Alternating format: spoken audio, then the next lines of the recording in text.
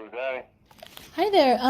This is Stacy Jett. I'm just wondering, I've been having some conversation back and forth with the Sunnyside Arena, or the Sunnyside, what do they call it? The Sunnyside Saddle Club and at Uh-huh. Roar Park. Yep. So they've been saying that they were given the authority to lock the arena. Mm-hmm.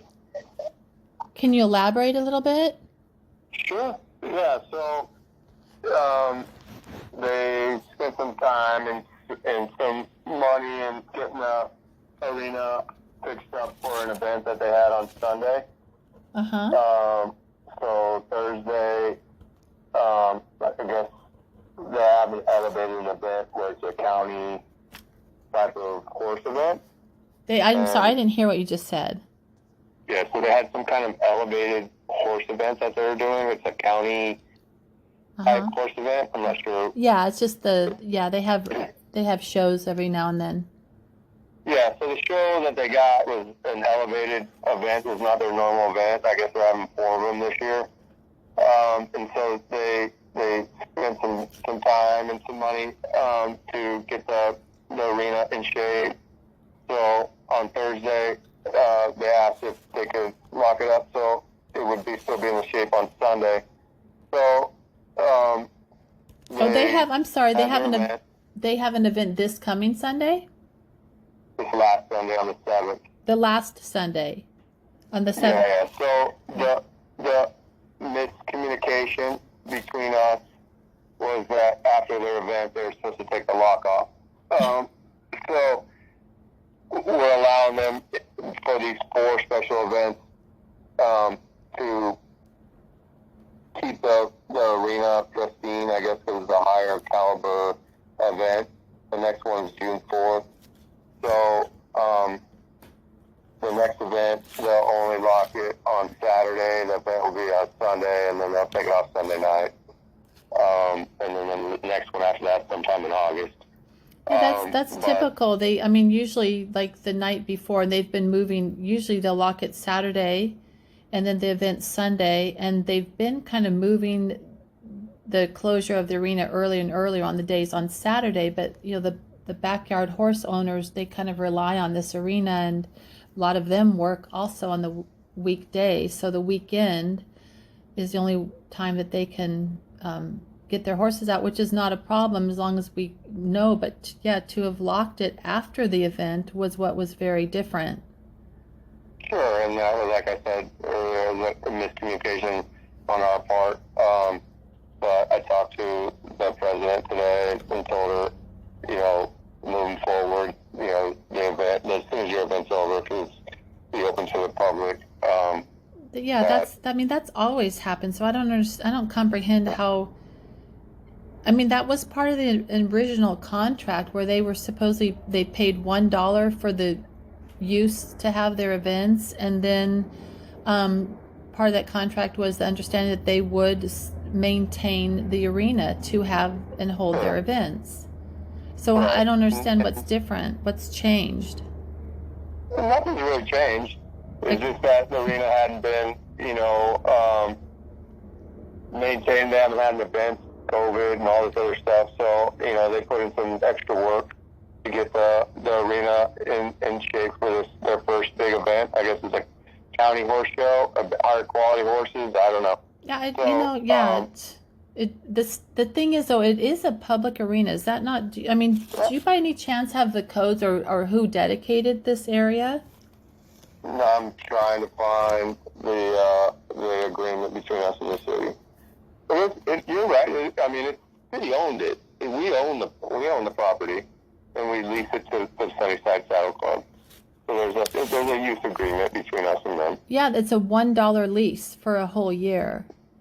Sure. Yeah, so I mean and I mean the only time they actually do maintain it is the day before an event. But other than Well, that, they I mean, maintain it all the time. We don't. We don't maintain it. no, I know you They don't. maintain it. Oh, Yeah, yeah, but what I'm saying is they do not maintain it until the day before an event typically. And other than that, the arena, I mean, it's not like it's dangerous. She said that it was dangerous and for our safety.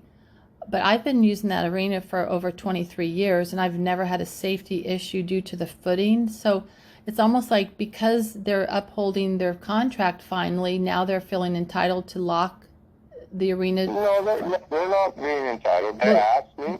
well, they and did I do that gave them though. permission to lock it for on Tuesday. Right. I mean, excuse me, on Thursday. Right, Moving Thursday.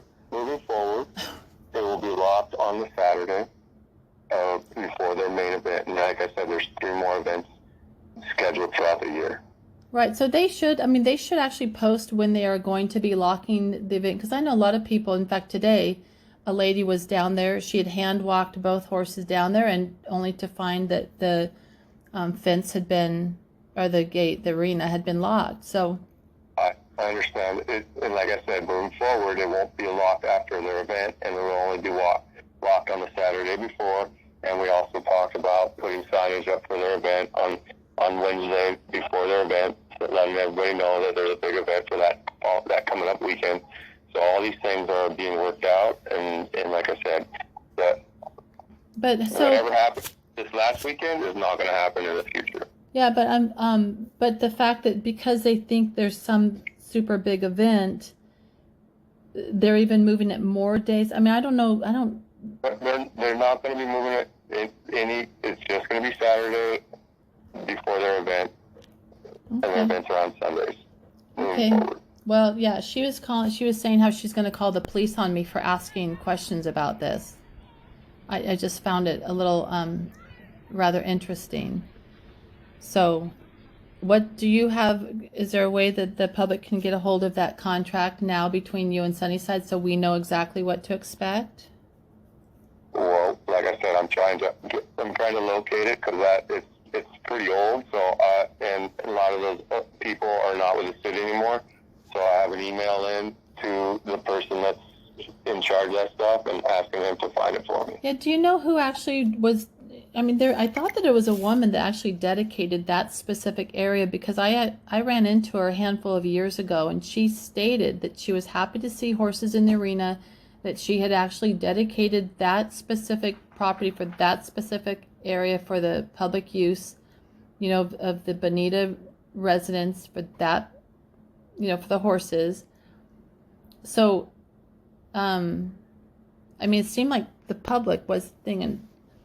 I mean, I thought that it was $1. When I spoke to her, I mean, I heard it was $1 for a year. So it might be. I don't know. Like I said, I'm trying to locate the agreement. Yeah, would that be at City Hall or something, or? It's the person who takes care of our real property, our agreements and stuff like that. So. And who's that? Who's that person? The person who used to be Rick Riles, now it's a guy named Kevin Pointer. Mm-hmm.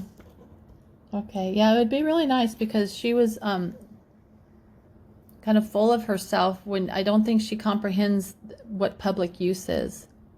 So. Well, she does. She's just asked me permission last week, like I said, and I gave her permission to lock it. Oh, okay, that's interesting, because she told us that the city told her to lock it. So she wasn't being very forthright. So whatever the case is, like I said, it won't be happening moving forward. Okay, so it's unlocked now then? Yes, she told me it'll be unlocked by the end of the day. Okay. And now it's the end of the day, so it should be unlocked. Okay, thank you. You're welcome. Bye-bye. Wow, so I don't know if you could even hear any of that. But basically she was wrong. The lady who locked the arena was wrong. She took liberties. It's a little bit of an arrogant, because just because it's an elevated event, that doesn't mean you have a higher right. You know, these horses are more expensive or whatever. You don't have a right to block out the public, you know. So anyhow, glad I got that on record. And okay. Anyhow, there you go. Bye, guys.